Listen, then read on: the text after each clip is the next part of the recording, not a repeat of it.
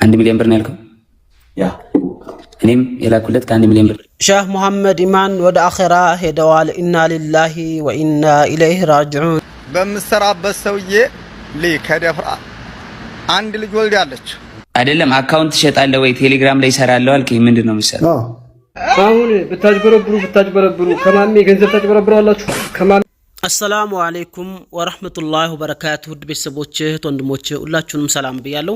በመጀመሪያ አላህ የጀነተል ፊርደውስ አልአዕላ ይበላቸውና እነ ፎቶአቸውን የምታዩቸው ታላቅ ኡስታዝ፣ ታላቅ ሼህ፣ ታላቅ ዓሊም ዛሬ ወደ አኺራ ሄደዋል። አሁን ከሰዓት በኋላ ማለት ነው። አላህ የጀነት ይበላቸው። የተለያዩ ኡስታዞች ኡስታዝ አቡበክርን ጨምሮ ኡስታዝ ያሲን ኑሩ፣ ኡስታዝ በድሩ ሁሉም ኡስታዞች ለቀዋቸዋል። እናንተም ዱዓ አድርጉላቸው። ስለሳቸው በትንሹ አነብላችኋለሁኝ። አላህ የጀነት ይበላቸው ያላችሁ ኮሜንት ላይ አስቀምጡ። እንዲሁም ፕሬዝዳንት ማሜ 1 ሚሊዮን ብር ተበልተዋል። በተለይ ለሁላችሁም ትምህርት ይሆናል ብዬ ስለማስብ እሱንም ጋብዛችኋለሁ። እንዲሁም አሰሪዋ ደፍሯት ልጅ የወለደችው እህታችን ጉዳይ አነጋጋሪ ሆኗል። ስለሷም ትምህርት ይሆናችኋል ብዬ ስለማስብ ጋብዛችኋለሁ። ላይክ፣ ሰብስክራይብ፣ ሼር ያደረጋችሁ በተለይ ደግሞ ሰሞኑን ከዩቲዩብ ላይ ጠፋ ብዬ ከርሜ ነበርና ቻናሉ ያው ብዙዎች ጋር እንዲደርሱላችሁም ላይክ ማድረግ እንዲሁም ኮሜንት ማስቀመጥና ሼር ማድረግ እንዳትረሱ እያልኩኝ ወደ መረጃዎቹ እንለፍ። አብራችሁ ይቆዩ። ኢና ሊላሂ ወኢና ኢለይሂ ራጂዑን። የዲላ ኑር መስጂድ ኢማም የሆኑት ሼህ መሐመድ ኢማን አባድር ወደ አኺራ ሄደዋል። በዲላ ከተማ የኑር መስጂድ ኢማም የነበሩት ሼህ መሐመድ ኢማን አባድር ወደ አኺራ መሄዳቸውን በመስማቴ ከልብ አዝኛለሁ ይላል ኡስታዝ አቡበክር አህመድ። እኚህ ታላቅ ኢማም በዲላ ተጽዕኖ ፈጣሪና ተደማጭ የነበሩ ኢማም ነበሩ። አላህ ይዘንላቸው፣ ማረፊያቸውንም በጀነተል ፊርደውስ ያድርግላቸው። ለቤተሰቦቻቸው ለወዳጆቻቸውና ለመላው የዲላ ህዝብ ሙስሊም አላህ መጽናናቱን ይወፍቀው ይላል ኡስታዝ አቡበክር አህመድ። 1 ሚሊዮን ብር ነው ያልከው? ያ እኔም የላኩለት ከ1 ሚሊዮን ብር ይበልጣል። እልክልሃለሁ እንደዚህ አበድረኝ እያለ ልኬለታለሁ። እኔ ገባ አይደለ? አንተ ብቻ አይደለም ግን እኔ ይመጣል እኔ ጋር ጊፍት ይሰጠኛል። እኔ ጋር የሚሰጠው ደግሞ ብዙ ነበረ አስታወስክ? በዛ አምኜ ሰጠሁት። እሺ እኔ ስለሚሰጠኝ ጊፍት መጥቶ ስለሰጠኝ እንዲያድግልኝ ሲለኝ ሰጠሁት። አንተ ግን ልክ ሲጠይቅህ መጀመሪያ ደረጃ እኔን መጠየቅ ነበረ ወይ ሌላ ሰው ካለ ጆን ዳንኤል ጓደኛዬ ነው ብሎ ቢጠይቅህ ለሁሉም ሰው ትሰጣለህ እንዴ? አይሰጥም አይደለም? መጀመሪያ እኔን መጠየቅ ነበረብህ። አልጠየቅም። እሺ በቃ የዋነህ ምናምን ያው ሚዲያ ላይ እንደምናይ በየዋህነት አደረግ። ሰው ሰጣለሁ እያለ አቆየ፣ እስካሁን አልሰጠህም ብርህን። ይህን ማድረግም ልክ ነው። ካልተሰጠ ብር ትወስናለህ። ምክንያቱም እንዴት እንደምታመጣው አውቃለሁ። ጆሮውን ቆርጠህ ፀጉርን ተላጭተህ ምናምን ፂምህን ቅንድብን እየላጨ ቁጭ ብለህ እያደርክ ነው። እረዳለሁ። ፕላስ የልጄ ብር ነው ብለሃል ምናምን። አንተም ደግሞ ይህን ማድረግ ነበረብህ። ገባ አይደለ? ግን እዚህ ጋር እኔም ተወስዶብኛል። ገባ? እኔም ሰጥቻለሁ ብር ልክ ያለው የላኩባቸው ስክሪንሻቶች አሉ፣ ማሳየት ይችላሉ። 500 ሺህ 250 ሺህ 300 ሺህ ብር አይፎን የላኩባቸው አሉ። እዚህ ላለ ሰው አይፎን የሰጠውበት የገዛውበትም አይፎኑን አለ። በአይሚ ነንበርም አይፎኑን ማስመጣት ይችላሉ ከፈለኩኝ። ገባ አይደለም? እዚህ ጋር እኔ ምንም የሚመለከተኝ ነገር የለም፣ የሚያገባኝ ነገር የለም። ሁሉም እዚህ ጋር ልክ ያለው ምንም የሚለው እኔ ቤት ጊፍት ሰጠ ሰው እኔ ቤት ጊፍት የሰጠ ሰው ሁሉ ታማኝ ነው ወይ ደግሞ እኔ ቤት ብር ጊፍት የሰጠ ሰው ሁሉ አንተ ብር ብልክለት ጨምሮ ይልካል ማለት አይደለም። ገባ አይደለም? አሁን ጆዬ ይሄ ሰውዬ አንተንም በልቷል ማለት ነው። በቃ አዎ በጣም ጥሩ። እንግዲህ ይሄ ሰው አየህ አይደል? አሁን አንተ ጊፍተር ብቻ ስለሆነ ሳይሆን አንተም ራሱ በጣም የሚገርም ነው። ከሚሊዮን በላይ ነው የወሰደብህ ማለት ነው። ስለዚህ ይሄ ሰው በጣም መጥፎ ሰው ነው ማለት ነው። ስለዚህ አሁን ምን አለ መሰለህ ጆ፣ ሀቃችንን ከመለሰ ካልመለሰም ደግሞ በጣም ብዙ የተበላ አሁን ይሄ ኦቲኤፍ የሚለውን ትሰማለህ። አብነት እኔ ቤት ላይ ተዋውቆ ያለውን ትሰማለህ። አንተ ያንተ ሞዴሬተር ፈሪያ የምትባለው እንኳን መታሊ ኮምፕመን ብር መጥቶ ጠይቀኝ ብላ ስትነገር የራሱ ገረመኝ። ያልጠየቀው ያልወሰደበት ምን ያላለ ሜቢ ማለት ነው። አሁን ስለሌሎች እንግዲህ ትተን አሁን ስለራሳችን ነው። ስለዚህ ጆዬ አሁን ይሄ ሰው በጊፍተር ማሊያ ነው የመጣው። ይሄ ሰው የሆነ ነገር እየሰራ ነው። ስለዚህ ትውልድ በእኛ መዳን አለበት። ሌላ ቢቀር እንኳን እኛ ላይ ማቆም አለበት፣ ከት መሆን አለበት ማለት ነው። ልክ ነኝ? ልክ ነኝ አይደል? ያ እና እንግዲህ እንዴት ይሄ ነገር እንዴት እንደሚሆን እስኪ አንዴ ኦቲኤፍን አንዴ እናውራ። መጥቶ ማውራት ከቻለ ግን ቢመጣና ቢያወራ ሼር አድርጉለት። አሁን ጆይን ሲላይቻለሁ ሄኖክ የሚል ሞዴሬተሮች አስገቡት ባካቸው። እሺ ኦቲኤፍ እንኳን ደህና መጣ። አንዴ እሱ አይደለም ማሚ፣ ሌላ ነው። ይሄ ሌላ ሄኖክ። ማሚ እንዴት አመሸ? አለን ሰላም አለን። ያው እኔ አጋጣሚ ጠዋት ነው ያየሁትኝ እንትንህንና ላይቭ ሪከርድ የተደረገውን ያየሁትኝ። እንትኑን አላየሁትኝም ነበር፣ ላይቭን አላየሁትም ነበርና ከዛ ያው ሄኖክ ምናምን ሲል ፎቶንም ስለማውቀው ስለነበረ ያደረጉን የኳስ ተጫዋቹን በዛ ምክንያት ጠረጠርኩኝ። ከዛ ልክ ሊቢያ ምናምን ስትል ስልኩን ሳያው ኦልሬዲ እሱ እንደሆነ ገባኝና ከኔ ጋር የነበረን ይኸውልህ ትራንስፈር ነበረ፣ እቃ ያዘን ነበረ ከቻይና ማለት ነው። እና የሚያዘንም ደግሞ ለኳስ ተጫዋቾቹ ነበረ። ትላልቅ ኳስ ተጫዋቾች አሉ የሚያውቃቸው ጓደኞቹ ምናምን እንደዚህ እሱን ያዙታል፣ እሱ ደግሞ እኛን ያዘናልና በዚህ መሀል ያው እምነት ተፈጠረ። እና ያው እምነት ሲፈጠር ደግሞ ምንድነው የምታደርገው? ቀድሞ ብር የሚያስገባበት ጊዜ አለ። ከዛኛ ቃል እንልካለን፣ ይረከባሉ። ገንዘብ ለሱ ነው የሚከፍሉት፣ ከዛ እሱ ይከፍለናል። እና በዛ ሁኔታ እምነት ከአበጀን በኋላ ፋይናሊ ጥቁር ይሁን ቀይ አናውቀውም፣ በስልክ ነው የምንተዋወቀው። ፎቶ የለውም። እና ፋይናሊ ለ3 ቀን ልጠፋ ነው ማለት ለ3 ቀን ስራ አለኝና የሚሄድበት ቦታ አለ። 3 ቀን ላታገኙኝ ትችላላችሁ ብትደውሉ ምናምን አለን። ኦኬ እሺ ምናምን አለን። 3 ቀን የተባለው ኦልሞስት ወር አለፈው ማለት ነው። እና እዚህ ያው ብር የምናስገባላት ልጅ ነበረች፣ ባለቤት ነች ብሎን ብር የምናስገባላት ልጅ ነበረች። እና እሷ ስንጠይቃት እኔም ጋር የለም ምናምን ነገር አለች። እና ደጋግመን ስንደውል ልጅቷ የሆነ የመቀዝቀዝ ባህሪ ስናይባት ጊዜ ምን ሆነሽ ነው አልኳት። ማለት ሰው የጠፋበት ሰው እንደዚህ አይደለም። ምክንያቱም የሰው ልጅ 1 ወር ሲጠፋ ወይንም ከዛ በላይ ሲጠፋ ያለ ምክንያት አይጠፋም። አንድ ነገር ሆኖም ከሆነ ያለበትን ንገሪንና እናስፈልገው። እንግሊዝ ነው ስትለን እንግሊዝ የት እንደሚኖር ምናምን ታውቂያለሽ አልናት። እንግዲህ ሚስት ብሎ ነው እሱ ያስተዋወቀን። እኛም እንደ ሚስት ነው አክብረን ያወራናትና ስንጠይቃት ምን አለችን?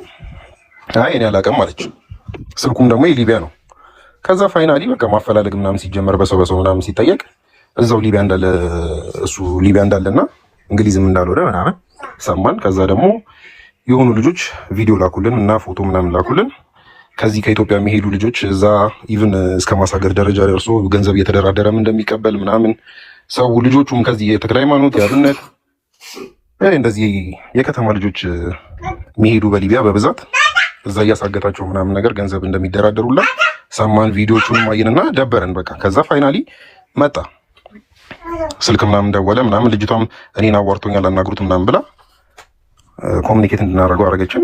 ከዛ ስናወራው እንደዚህ ስራ አውጥቼ ተበላሽቶብኝ ነው፣ ከዛ በኋላ ብራችሁንም ደግሞ አስገባለሁ ምናምን ዛሬ ነገ እያለ ሳምንት ይለናል፣ 3 ቀን ይለናል፣ ነገ ወዲያ ይለናል እና እንደዛ እያለ ብቻ ቀኑ እየገፋ ሄደና ኦልሞስት አሁን ስንት ወሩ ነው መሰለ? 4-5ኛ ወሩ መጣ ማለት ነውና ከመሰልቸት የተነሳ ዝም አለው እና ግን ትናንት አይሚን ዛሬ ጠዋት ያንተን ቪዲዮዎች አይደለም አካውንት ትሸጣለህ ወይ ቴሌግራም ላይ እሰራለሁ አልከኝ። ምንድን ነው የምትሰራው? አካውንት ትሸጣለህ ቴሌግራም ላይ? አካውንት ካንተ ገዛህ እሱ? በቃ እንደዛ ማለት ነው። ነው ግልጹ እንደዛ ማለት ነው ሳይሆን ልክ መልስ። ቆይ ስማ፣ ሄኖክ የሚባለው ልጅ ይሄን አካውንት ሲገዛ ዳይሬክትሊ ካንተ ነው የገዛህ ወይንስ አንዲት አረብ ሀገር ካለች ሴት ነው የገዛው? ይሄን ንገረን በግልጽ። ከኔ መቼም እንደገዛ ይንገረን። ምክንያቱም ይሄ አካውንት ተጠቀምበት የነበረችው አረብ ሀገር የምትኖር ስሟን እናወጣዋለን። እኔ ቆይ እንትን እላለሁኝ ከሷ ሴት እንደተገዛ ነው የምናውቀው ይሄን አካውንት አይደለ? ነው አይደለም? ማን እንደዛ ነው? እሺ ቀጥል አውራ አንተ። እንደዛ ነው። ከዛ ሞላውለትኝ ምናምን ከዛ እንዴት ሆነ ይሄ እንዴት ብሎ ዛሬ አስገባልሃለሁ ነገ ይደርሳል ነው ያለኝ ብሩ ማለት ነው። አሁን አንተ 100,000 ብር ስንት ኮይን ነው የምገዛው? ስንት ብር ነው የምገዛው? 100,000 ኮይን እኔ 100 ምናምን ሺህ ነው 105 ምናምን አካባቢ 100,000 ኮይን 105 ብር ነው የሞላለት። ያ 105 በብር 105,000 ብር ነው እንደዛ አካባቢ። አሁንም ሰዓት ሸንደል